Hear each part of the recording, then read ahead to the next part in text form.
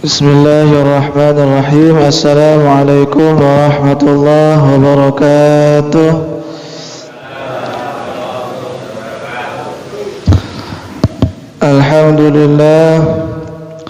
Alhamdulillah wassalatu wassalamu ala Rasulillah wa ala alihi wa sahbihi wa man walah. Wala hawla wala quwwata illa billah.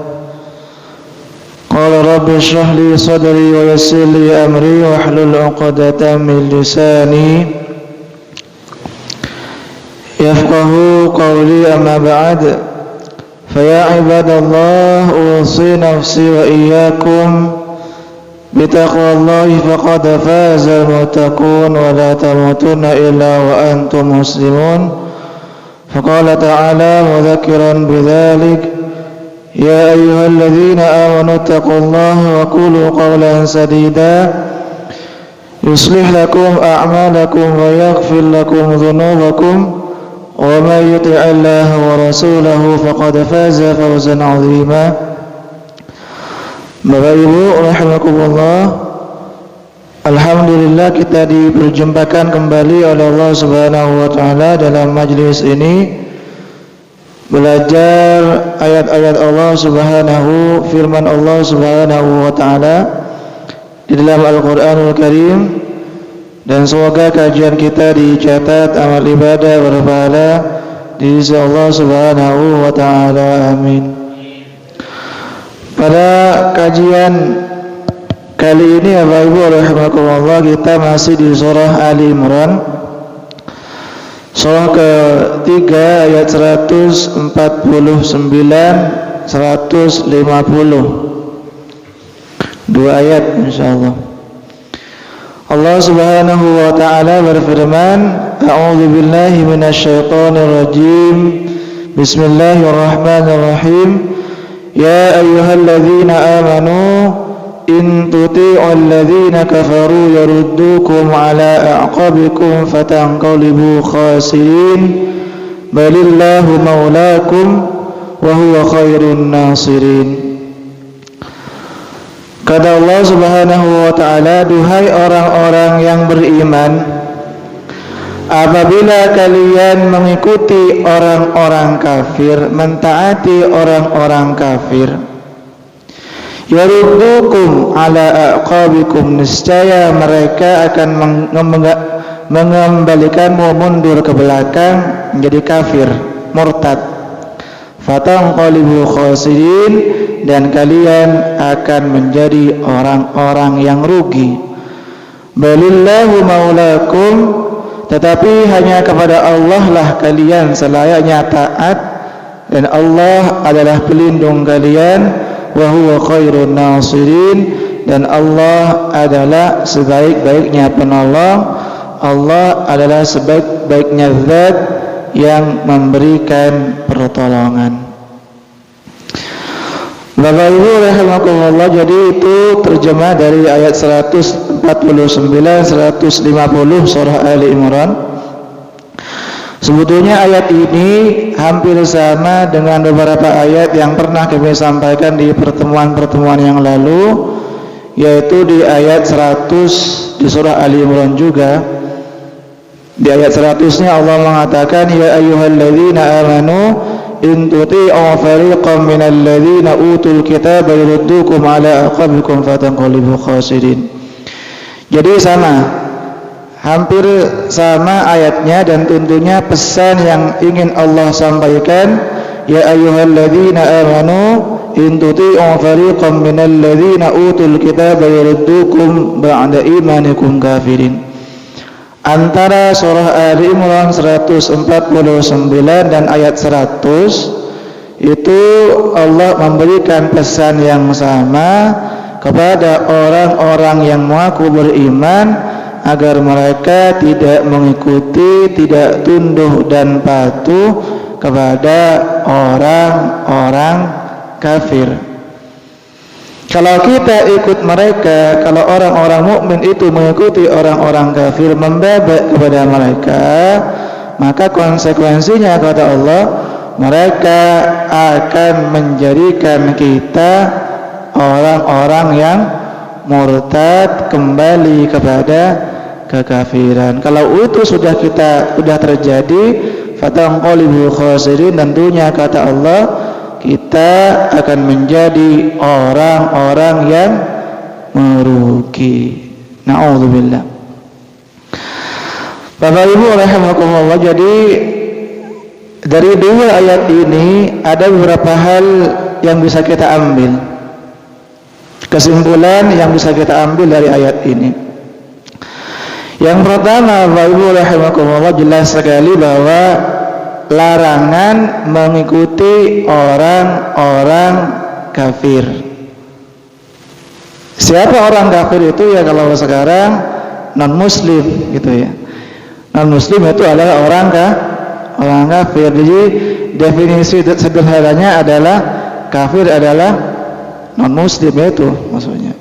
Jadi ternyata Allah Subhanahu wa taala mewanti-wanti kita untuk tidak mengikuti orang-orang kafir, orang non muslim. Kenapa Bapak Ibu rahimakumullah Allah mewanti-wanti kita untuk tidak ikut mereka? Karena ya tadi alasan pertamanya, karena kalau kita ikut mereka akan mengembalikan kita menuju ke kekafiran. Di samping itu, yang kedua, kenapa Allah mewanti-wanti kita agar tidak mengikuti orang kafir? Karena dalam banyak ayat Allah menyebutkan bahwa orang-orang kafir itu mereka bergerilya untuk melakukan pemurtatan. Ini benar ini. Jadi maka wajar kemudian Allah mewanti kita untuk tidak mengikuti orang-orang kafir, karena mereka, kata Allah, tidak ridho dan mereka bergerilya untuk mengembalikan orang muslim itu menuju ke kekafiran. Mereka semangat itu, mereka itu. Allah sebutkan misalkan di dalam Al-Qur'anul Karim surah Al-Baqarah surah kedua ayat 120. Ini ayat yang terkenal sekali, masyhur sekali.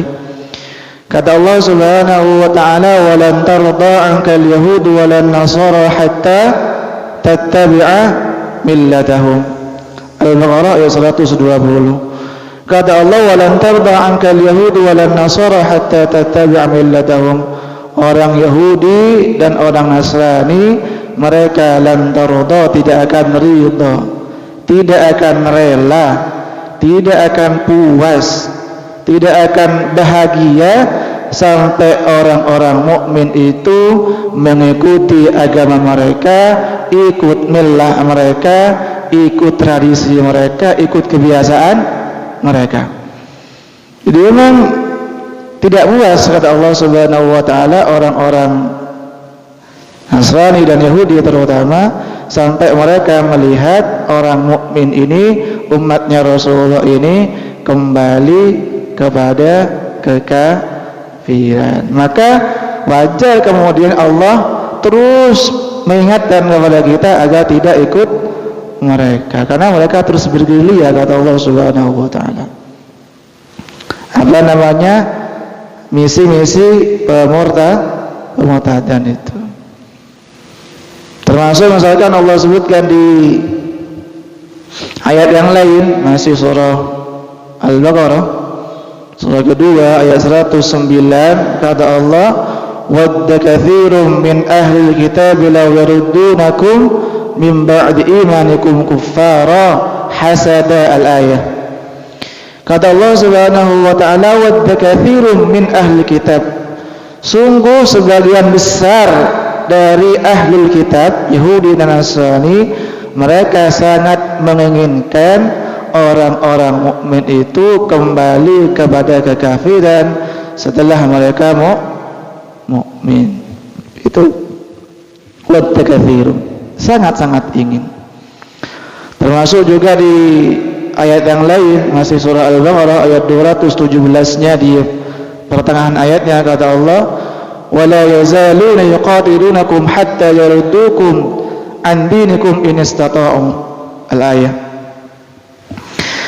Kata Allah, wala yazaluna yuqatilunakum, dan mereka itu orang-orang kafir, mereka tidak henti-hentinya menyerangi kamu, entah perang secara fisik atau perang secara ide ya Bapak Ibu ya. Karena sekarang kan perang tidak hanya kontak fisik, tapi perang juga perang ideologi, perang pemikiran dan seterusnya.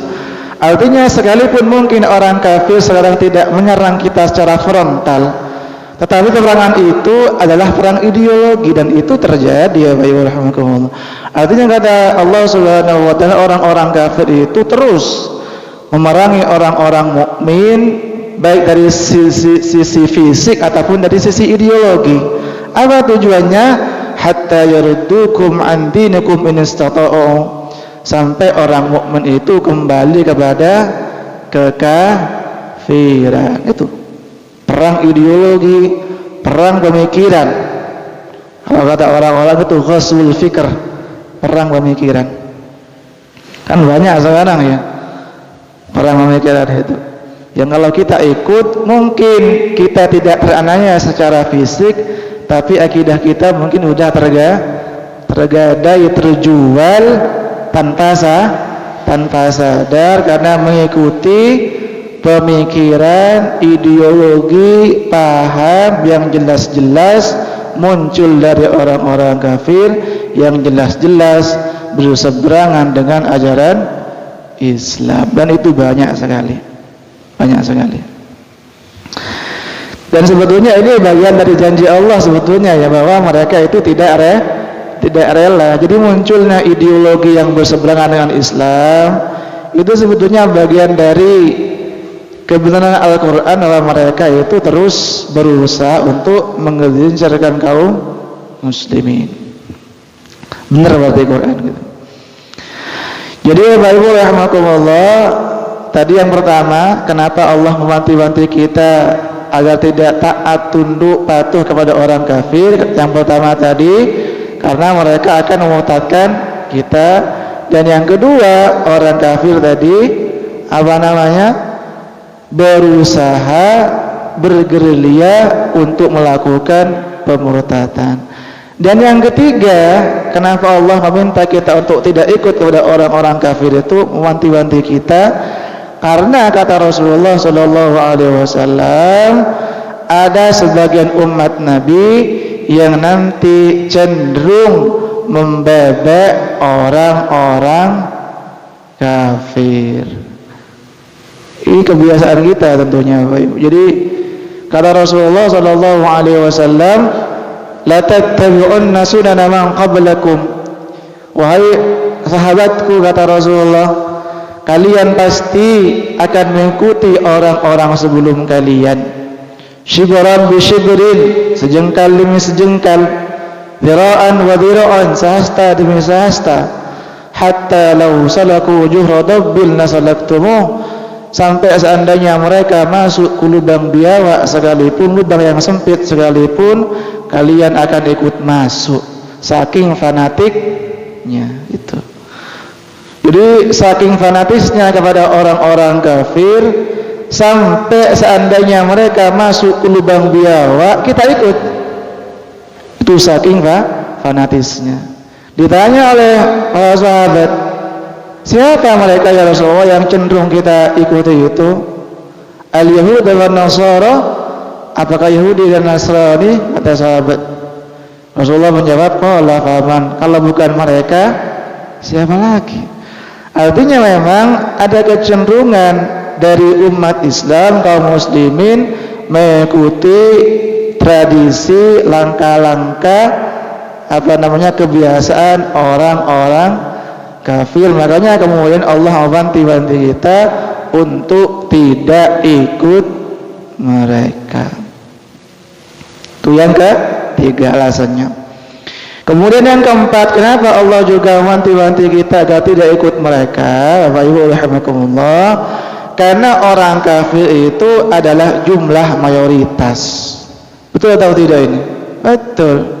Jumlah mayoritas. Dan ada slogan kan di kita biasanya, suara rakyat, suara Tuhan. Suara mayoritas adalah pemenang. Jadi ketika ada mayoritas seolah-olah itu adalah benar, padahal tidak begitu juga. Kita kan sering mendengar ya, suara rakyat adalah suara Tuhan, suara mayoritas adalah suara pemenang. Tetapi ternyata kaum muslimin, antara muslim dan non muslim, lebih banyak non muslim. Apakah kita katakan mereka benar? Kan tentu tidak. Artinya tidak, mayoritas itu tidak selalu menjadi ukuran kebenaran. Jadi mayoritas tidak selalu menjadi standar dalam mengukur suatu kebenaran, tidak selalu seperti itu. Artinya Bapak Ibu rahimakumullah, ketika kita ada kecenderungan mengatakan bahwa yang banyak adalah yang benar, maka kita akan cenderung mengikuti orang-orang kafir, karena mereka adalah mayoritas yang hidup di muka bumi ini. Umat Islam kan berapa persen kira-kira ya? Ada yang menyebut 20% gitu ya. Berarti sekitar 1/5 gitu kan ya. 1/5 dari penduduk dunia, penduduk bumi ini adalah muslim. Sisanya adalah ya kafir. Sederhananya seperti itu. Nasrani ya kafir, Yahudi ya kafir, apa lagi? Ya Hindu ya kafir, Buddha ya kafir. Itu akan muslim adalah orang-orang kafir, dan mereka adalah posisinya mayoritas. Artinya Bapak Ibu rahimakumullah, sekali lagi kami sampaikan bahwa mayoritas tidak selalu menjadi ukuran kebenaran. Walaupun mohon maaf sekali, ini bukan berarti saya menentang sistem demokrasi gitu ya. Tidak begitu juga. Artinya oke lah kita ikut misalkan seperti itu. Kan demokrasi itu apa? Suara rakyat, suara Tuhan gitu ya. Yang menang, votersnya paling banyak, pemilihnya paling banyak, dialah ya yang menang. Itu kan demokrasi, seperti itu. Tetapi sekali lagi saya sampaikan bahwa kebenaran tidak selalu diukur dengan jumlah mayoritas. Bapak Ibu rahimakumullah. Makanya Allah Subhanahu wa taala menyebutkan misalkan di Quran surah Al-An'am surah ke-6 ayat 116, kata Allah, wa in tuti' aktsara man fil ardi yudilluka an sabilillah. Al-ayah. Muhammad, kata Allah, seandainya kamu mengikuti mayoritas manusia, niscaya mereka akan menyesatkanmu. Itu. Jadi tidak selalu seperti itu. Tidak selalu kita membebek kepada mayoritas. Beda dengan mayoritas ulama, beda lagi Bapak Ibu ya. Beda lagi. Kalau kita ikut jumhur ulama itu lebih utama ya. Ini kan soalnya ulama sudah kan. Misalkan ada perbedaan ulama 10 dengan 2 ulama gitu ya. Maka lebih baiknya kita ikut yang jumhurul ulama, mayoritas. Kenapa? Karena sama-sama ulama. Masalahnya kalau demokrasi itu kan ada ulama, 1 ulama, 3 preman. Mana yang menang? 3 preman lah. Lihat, kayaknya seperti itu. Kalau ulama ya kita ikut yang jumhurul ulama. Itu kalau terjadi perbedaan pendapat. Lebih baiknya seperti itu. Jadi itu Bapak Ibu rahimakumullah, kenapa Allah kemudian mewanti-wanti kita untuk tidak mengikuti jejak-jejak, langkah-langkah kebiasaan orang-orang kafir. Karena pertama tadi apa? Mereka cenderung akan memurtadkan kita. Yang kedua, mereka bergerilya untuk melakukan pemurtadan. Dan yang ketiga adalah umat Islam cenderung membebek kepada kebiasaan mereka. Dan yang keempat, karena mereka adalah mayoritas. Apalagi kata Ibnu Khaldun itu, peradaban yang kalah biasanya akan membebek kepada peradaban yang menang. Luar biasa sekali ini. Jadi peradaban yang kalah, Bapak Ibu rahimakumullah, biasanya cenderung membebek kepada peradaban pemenang. Betul atau tidak ini? Betul, betul sekali. Umat Islam kan biasanya mengakui bahwa peradaban Barat adalah peradaban pemenang sekarang gitu ya. Maka itulah kemudian kita mengikuti, baik duri ataupun buahnya kita ambil, bunga dan durinya kita ambil, itu kita biasanya seperti itu. Kenapa? Karena kita merasa peradaban Barat adalah peradaban pemenang dan kita cenderung melakukan taklid buta, membebek buta kepada mereka. Karena tadi itu kata Ibnu Khaldun tadi, peradaban yang kalah biasanya akan mengikuti, membebek buta kepada peradaban pemenang. Contoh yang paling gampang adalah bahasa Inggris ya. Ini yang paling gampang gitu ya. Padahal dulu ketika Islam menjaya itu orang-orang Eropa belajar bahasa Arab. Makanya tadi kami sampaikan, karena ketika umat Islam menjaya ketika itu kan menang peradabannya, Eropa kalah. Ternyata Eropa kemudian belajar bahasa Arab karena peradaban yang kalah. Sekarang terbalik ya Bapak Ibu rahimakumullah. Kita mungkin termasuk peradaban yang kalah, ikut peradaban pemenang. Masalahnya peradaban Barat itu tidak semuanya bagus, lebih banyak buruknya gitu ya. Dan kadang-kadang kita mengambil durinya, tidak mengambil bunganya. Mengambil yang jelek, udah belum, misalkan kan belum bisa bahasa Inggris, rambutnya udah pirang gitu. Ada atau tidak ini? Ada ini. Bahasa Inggris saja nggak bisa, rambut udah pirang gitu kan? Ya ada seperti itu. Ada juga westernisasi katanya. Jadi ada seperti itu kan. Bahkan mungkin lagu-lagu yang didengar lagu Barat tapi nggak ngerti kan. Ya ada juga seperti itu. Ada juga. Saking apa? Saking fanatisnya itu tadi. Bapak Ibu rahimakumullah, jadi itu yang pertama, ayat ini menjelaskan kepada kita bahwa Allah sangat-sangat mewanti-wanti kita untuk mengikuti orang-orang kafir. Kemudian yang kedua, Bapak Ibu rahimakumullah, pelajaran yang kedua atau kesimpulan yang kedua yang bisa kita ambil adalah kata Allah, orang-orang yang kafir atau orang-orang yang murtad, mereka adalah orang-orang yang rugi ya Pak Ibu. Orang apa ya? Yang rugi jelas sekali ini. Mungkin dia tidak rugi di dunia, tapi rugi yang jelas adalah rugi di akhirat. Atau bisa dimaknai adalah orang yang murtad itu amalan yang dia lakukan yang dulu-dulu itu hangus. Katakanlah dia 10 tahun, 20 tahun pertama dia seorang muslim, dia ibadah terus sampai umur 20 tahun. Ternyata na'udzubillah usia 21 dia murtad, maka hangus salatnya, hangus puasanya, hangus zakatnya, hangus amal ibadah yang dia lakukan selama 20 tahun, maka dia termasuk orang-orang yang rugi, lebih-lebih nanti di akhirat. Itu. Apalagi na'udzubillahnya, na'udzubillah sekali sebelum meninggal dunia dia murtad, udah kafir, sangat-sangat nelongso Bapak Ibu ya, nelongso kata orang Jawa.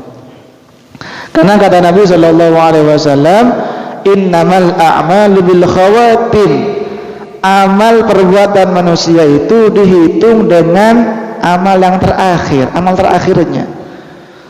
Misalkan ada seorang 60 tahun kafir, na'udzubillah, ternyata sebelum nyawa di kerongkongan bertaubat, beristighfar kepada Allah, setelah itu mati. Sebelum nyawa di kerongkongan bertaubat, setelah itu kemudian mati. Insya Allah mati dalam husnul khatimah, alhamdulillah seperti itu. Tapi ada juga na'udzubillah beribadah 60 tahun, 70 tahun, na'udzubillah, ternyata kemudian sebelum meninggal dunia dia kafir, dia murtad, maka amal yang 60 tahun, amal yang 70 tahun hangus, gosong, kata Pak Usman kemarin, gosong katanya. Kenapa? Karena dia murtad sebelum meninggal dunia. Na'udzubillah. Ibu, kita bermohon kepada Allah Subhanahu wa taala, saat ini kita menjadi seorang muslim, insyaallah meninggal dunia pun juga dalam keadaan muslim, alhamdulillah. Dan ini yang memang kita minta kepada Allah, ya ayyuhalladzina amanu taqullaha haqqa tuqatih wa la tamutunna illa wa antum muslimun. Janganlah kamu mati, kata Allah, kecuali meninggal dunia dalam keadaan muslim, berserah diri kepada Allah Subhanahu wa taala. Itu dahsyat sekali itu. Makanya rugi orang yang murtad ini, rugi. Apalagi di akhirat ya.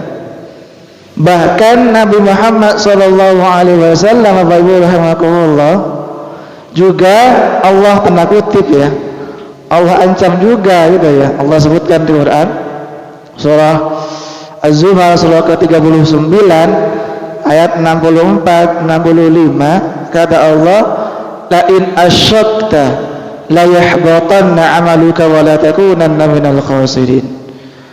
Kata Allah Muhammad, seandainya sekarang kamu menjadi musyrik, la yahbatanna 'amaluka, niscaya amalmu yang dulu-dulu itu akan menjadi amalan yang hangus, amalan yang gosong, amalan yang terbakar habis.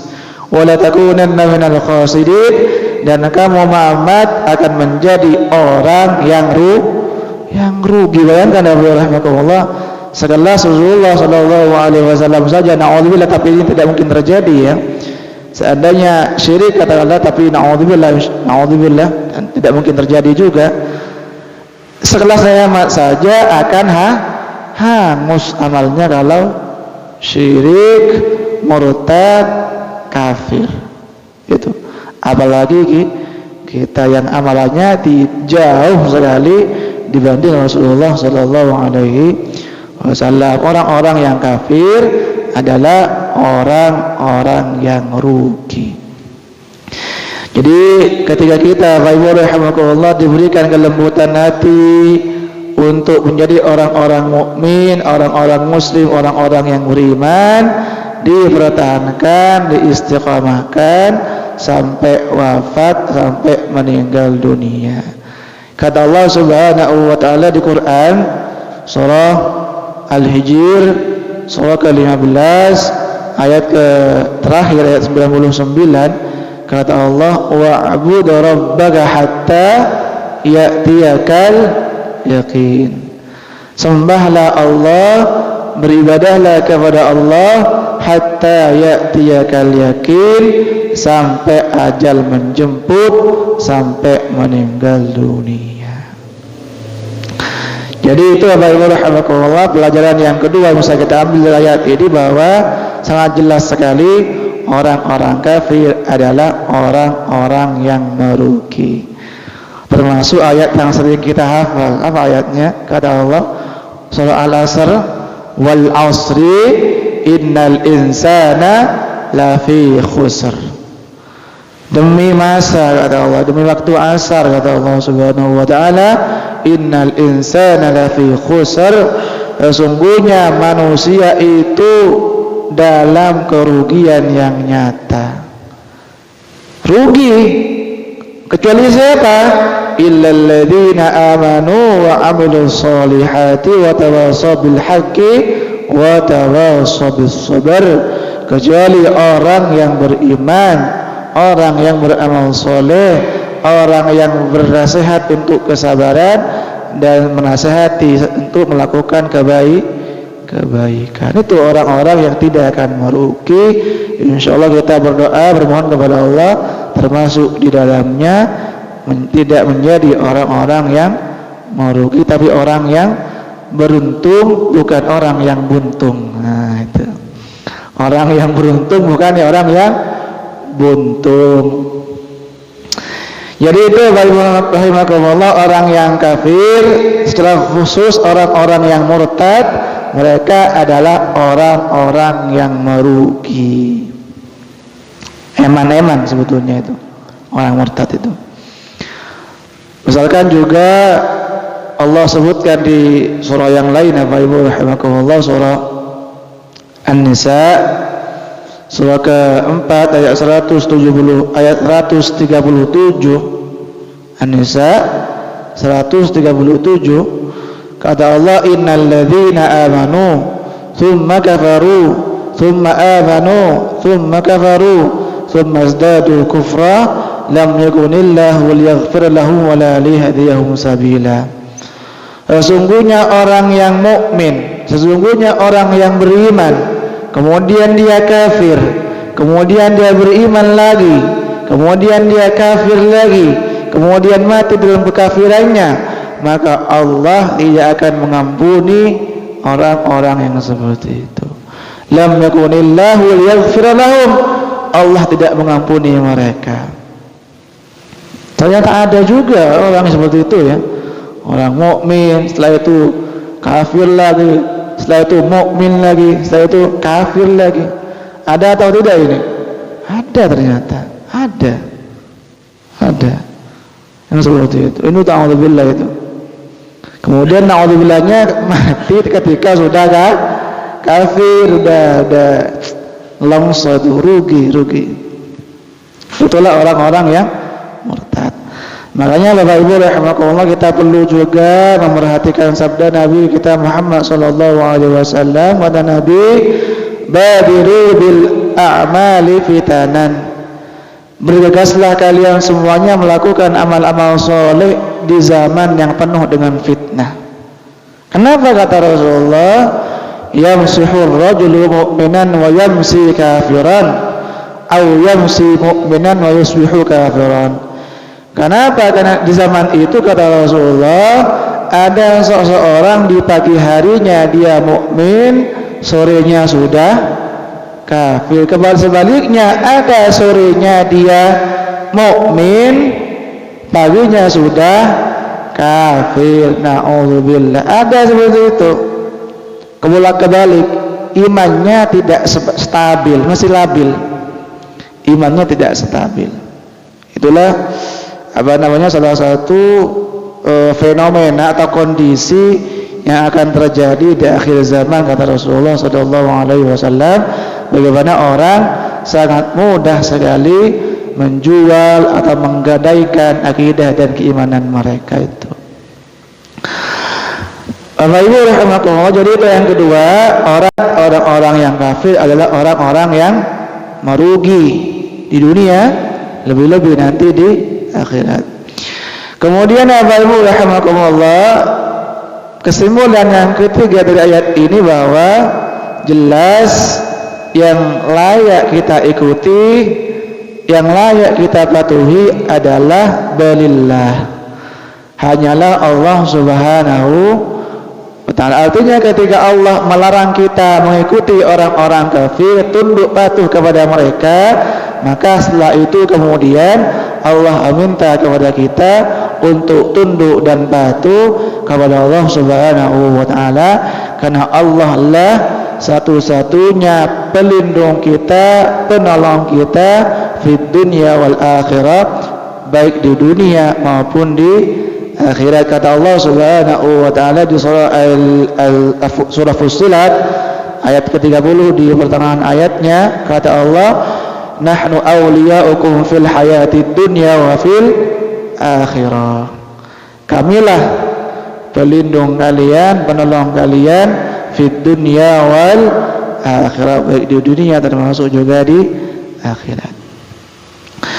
Jadi itu mungkin Bapak Ibu rahimakumullah bisa disampaikan, semoga bermanfaat dan dicatat amal ibadah berpahala di sisi Allah Subhanahu wa ta'ala. Kita tutup perjumpaan kita kali ini dengan kafaratul majlis. Subhanakallahumma wa bihamdika asyhadu an la ilaha illa anta astaghfiruka wa atubu ilaik. Assalamualaikum warahmatullahi wabarakatuh.